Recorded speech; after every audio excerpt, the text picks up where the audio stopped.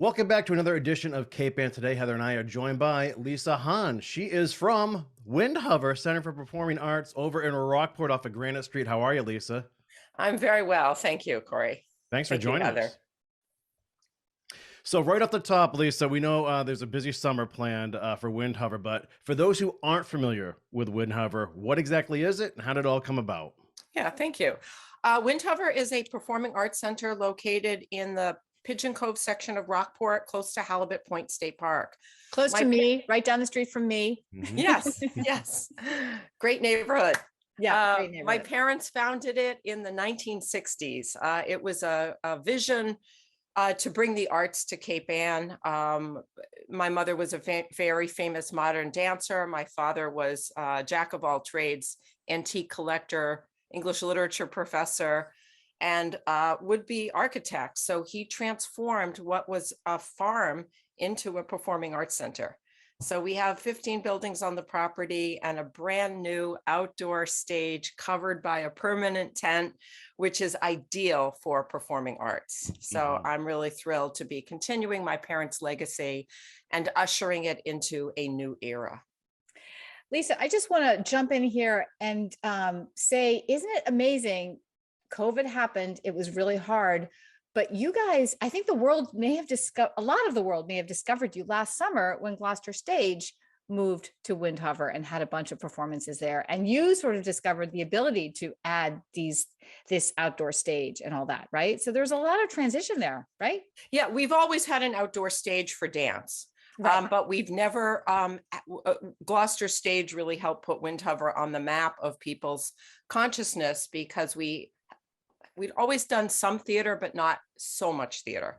And the fact that COVID kept people indoors for so long, and then last summer they ventured out realizing that outdoors is safe and fine, and Windhover is a 5-acre property, so you can spread out in that back garden.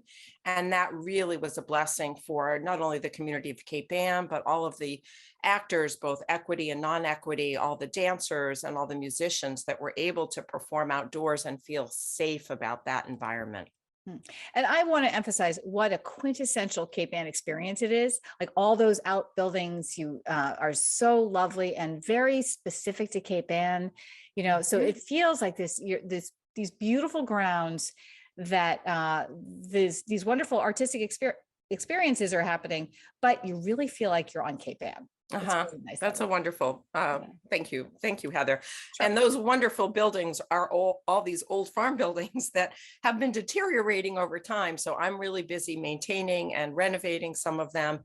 And we're using them as residencies for dance companies that come for a week to stay, work on new work, and then perform it at the end of the week. So those dance residencies go on side by side with the theater productions that I'm launching this summer as well. So tell us more about the yes, we have programming. such an exciting summer. It's so varied. I love having many different forms of dance, not just modern dance that my mother initiated, but we've got a Latin dance event coming up July 3rd, which is interactive. We will have classes in all types of Latin dance first, and then a big dance party on our outdoor stage under a tent, which will be so much fun. We have 3 Boston-based dance companies coming this summer to perform, 2 New Hampshire-based dance companies, and 4 New York City-based dance companies. So we're really trying to have a wide range of different types of dance, all professional companies, and all using the outdoor stage for their performances. In terms of theater, we have 3 plays going on this summer. Gloucester Stage is returning with their youth company this year, and they'll be performing Midsummer Night's Dream. And what better place to have Midsummer than in an enchanted, inspired landscape like Windhover. Right. Speaking of enchanting, inspired landscapes, we're also putting on Dogtown Common, which is a prose poem written in the 1920s by Percy MacKay about the inhabitants of Dogtown that all of us on Cape Ann are familiar with. And hopefully after this play is produced, other people will become familiar with it as well. But Windhover is like the way I imagine Dogtown once was, with buildings that look abandoned, a kind of haunted quality to the landscape. And so the director, Peter Littlefield, from Cambridge and from Annisquam, is really utilizing the landscape for this Dogtown Common experience. And Shep Abbott is going to be doing the sets. So it's really a team community effort, and we really want this to be a collaborative, wonderful production. And third, but last but not least, Lanescoven is going to be producing MacBeth at Windhover. And it's the first time I've had Lanescoven there. And they're a young theater company based here in Lanesville, as Heather, I'm sure you know, and Kory. And they came to me last winter and said, we want to use the grounds of Windhover for MacBeth. So MacBeth will be launched in August. Wow. That's great. And they are fabulous. We've interviewed them a couple of times and I've seen a couple of their performances. They're so talented. Wonderful. Yeah, wonderful. That's great. And Lisa, speaking of expanding the programming as well, a comedian Jimmy Tingle is returning. Now, by the time this airs, this will be his second performance of 4 slated this summer. Wonderful. Yes. Jimmy came to Windhover last summer and just fell in love with the place and the property. And he is, I think, such an important performer in this time that all of us have such difficulty living through. He's bringing a kind of intelligence, a kind of humor to these dark times that I think will actually lift people's spirits and welcome them into a kind of community-based theater experience. So he has 4 performances scheduled at Windhover throughout the summer. The first one is Father's Day coming up on Sunday. And I think that will be a really welcome addition to the programming at Windhover as well. Absolutely. I think he calls his program Humor for Humanity. Is that right? Right. Yeah. Right. And he's got some acronyms in there, and I know they add up to ha. Oh, that's a great clue. Thank you, Heather. Yeah. Yes, we'll come and those clues will be revealed, I'm sure. Yes. Right. Sunday at 5:00. So Lisa, I want to know what you can tell the community, like why you think Windhover is so important to be part of Cape Ann. Because the folks that I know who attend, Windhover, they adore it. And they want more people to know about it and participate. And it feels like now that we're on the other side of COVID, just about, that people are beginning to congregate together once again. So what can you tell folks who haven't been before, why they should go and why this is so important for our community? Well, Windhover is a really, it's a creative place for artists to thrive and to be working in a creative way that's non-threatening, that's non-competitive, where ideas are nurtured. I'm also including some spiritual retreats, by the way, this summer as well, which helps bring the community together in new ways.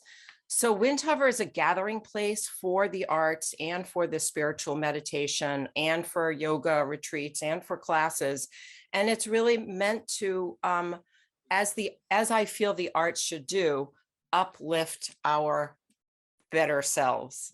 And in this time that has been so difficult living through with so many things going on in the world that are difficult to embrace, I believe the arts helps bring community together, lift our spirits up, and allow us to move forward in possibly a new and transformative way.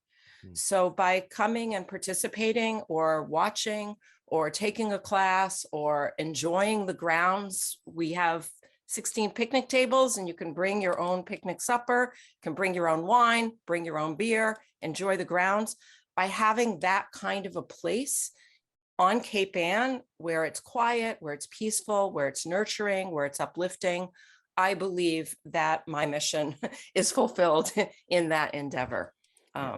And that's actually, I was going to ask about the parking situation, amenities, like things people should know beforehand.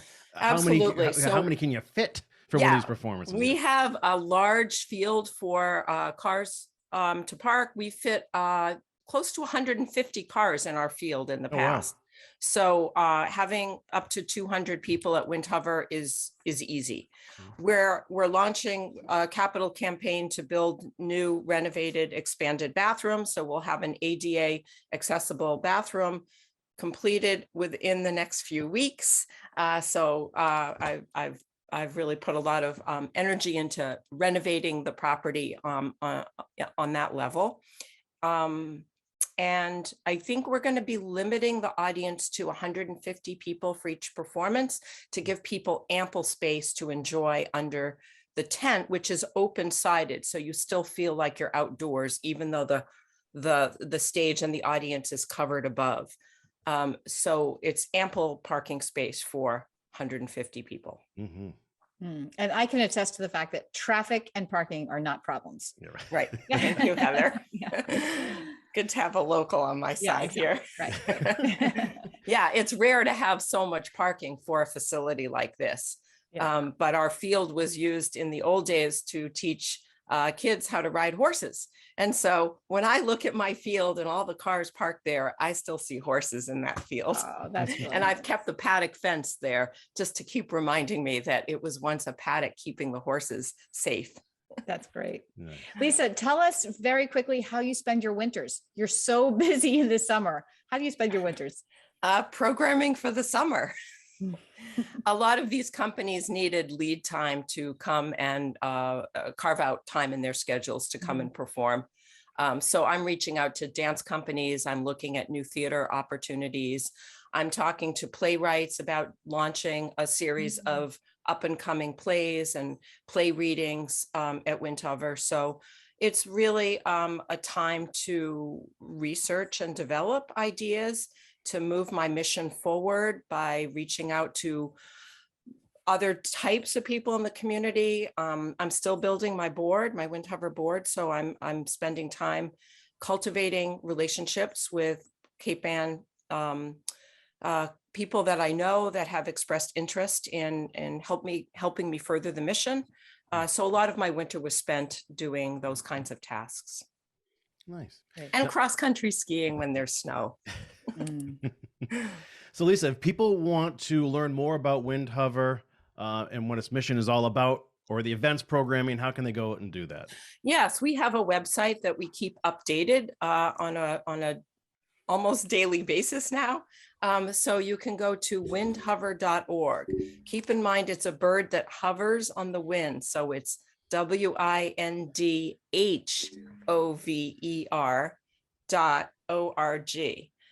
We are a 501c3 nonprofit, so that's why it's windhover.org.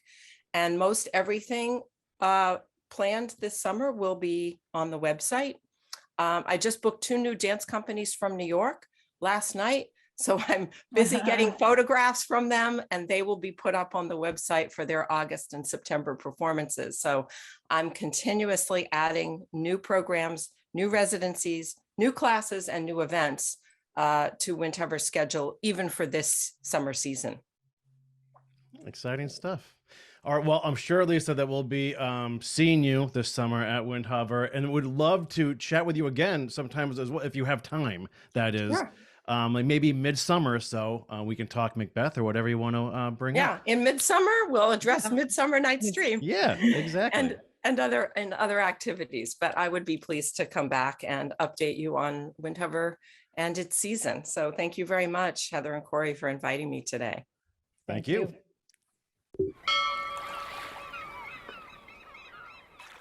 Interested in a sponsorship? Email sponsor@1623studios.org to learn more.